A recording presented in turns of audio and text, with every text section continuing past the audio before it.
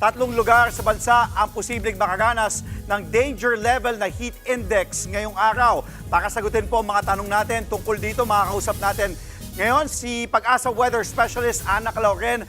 Ma'am Ana, good morning po. Una po sa lahat, hindi pa po nagsisimula ang tag-init. Wala pang official announcement ng tag-init. Pero bakit po matindi na ang nararamdaman nating init ngayon?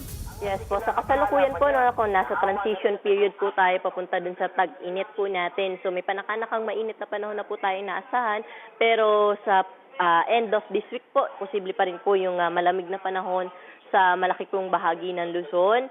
At lalo na po dyan sa may northern Luzon area, so may bugso-bugso na amihan pa rin po tayo posible maranasan. Ma'am Ana, ito pong mataas na heat index, nakikita nga po natin, kahapon umabot nga ng 46 nangangahulugan po ba na simula na ito? Kumbaga, magdedeklara na po ba tayo as early as now? Kakapasok lamang ng Marso, tag-init season na? Apo, at posible nga po na may bugso-bugso po tayo na maranasan po na mainit na panahon.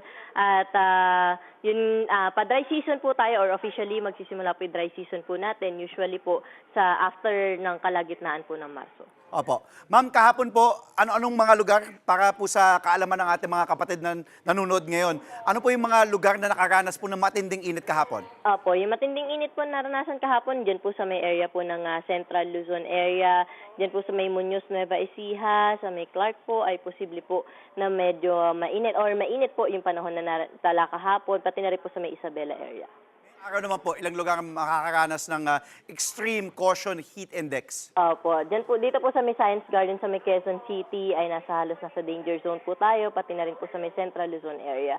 Or dyan nga po sa may Clark, sa Muñoz, pati na rin po sa may Subic, sa areas po ng Bulacan.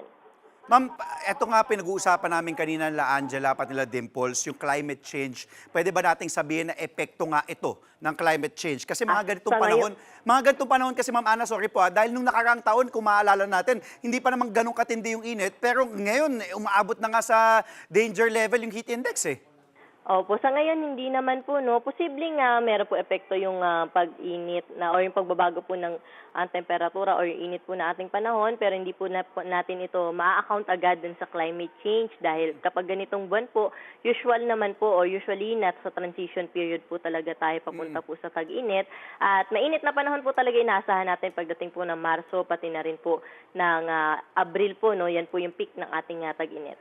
Ma'am, mula po dyan sa Pag-asa, kailan niyo po nakikitang magde-declare na official na summer season, tag-init na po?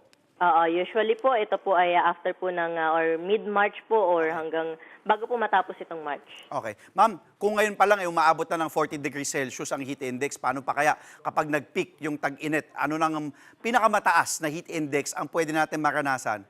Yes po, halos dyan po sa may bahagi po ng Dagupan, Occidental Mindoro, dyan po tumataas yung heat index po natin, So usually umaabot po ito, nasa range po na nasa 48 at minsan po kapag sobrang init po talaga, nasa around 49 to 50 degrees Celsius po kapag nasa peak po tayo ng tag-init po natin. Mama, kaunting paalala lang po sa mga kapatid nating nanonood ngayon. Yes po, sa ating mga kababayan po, kapag ganitong mainit po yung panahon na ating naasahan, ay dapat po hydrated po yung ating pangangatawan. At kung lalabas po tayo, magdala po tayo ng mga panangga dun sa init ng panahon. At hanggat maaari, mga light-colored na mga shirts po yung suot natin. O yung, yun po, yung ating paalala sa ating mga kababayan. Ma'am Ana, maraming salamat po sa oras ninyo. Pag-asa Weather Specialist, Ma'am Ana Calauren.